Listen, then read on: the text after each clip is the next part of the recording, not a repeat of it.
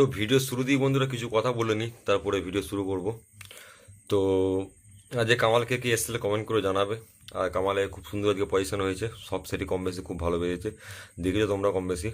তো অনেক দিন পর এরকম পজিশন দেখতে পেলাম এবং তোমরাও দেখতে পেলে, এবং যারা আসেনি তারাও ইউটিউবে দেখতে পেয়েছে হয়তো, বা যারা এসেছিলো বহু পাবলিক হয়েছিল, প্রচুরই পাবলিক, তো তারা দেখেছে।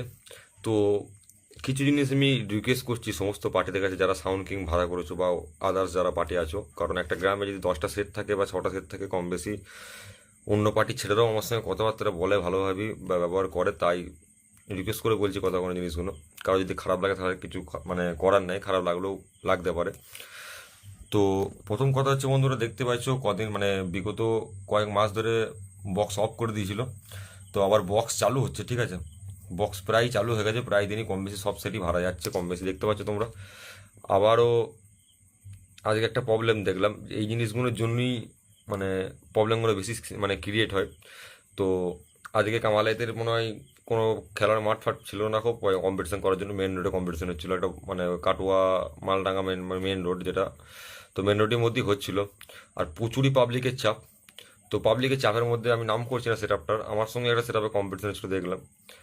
তো এত পাবলিকের চাপ, কম্পিটিশনগুলো হচ্ছিল কিন্তু একটা সাইডই মানে বাঁ দিক করেই হচ্ছিল, সব রোডের ডান দিকে অতটা কম্পিটিশন কারোর সঙ্গে দেখতে পাইনি। বা আসার সময় মনে হয় আমাদের সেটা সময় ছিল লাস্ট কালের দিকে, ওটা একটা মোড়ের কাছে, কিন্তু এমনি যখন এক লাইনে সব সেটগুলো বেরোচ্ছিল তখন কিন্তু কম্পিটিশন কিন্তু সব বাঁ সাইড দিকেই হচ্ছিল, ডান দিকটা ফাঁকা ছিল। কিন্তু তারপরে পাবলিক এত চাপ, তার জন্য কিন্তু মানে বাসগুলো এবং লরিগুলো কিন্তু জাম হয়েছিল, ঠিক আছে।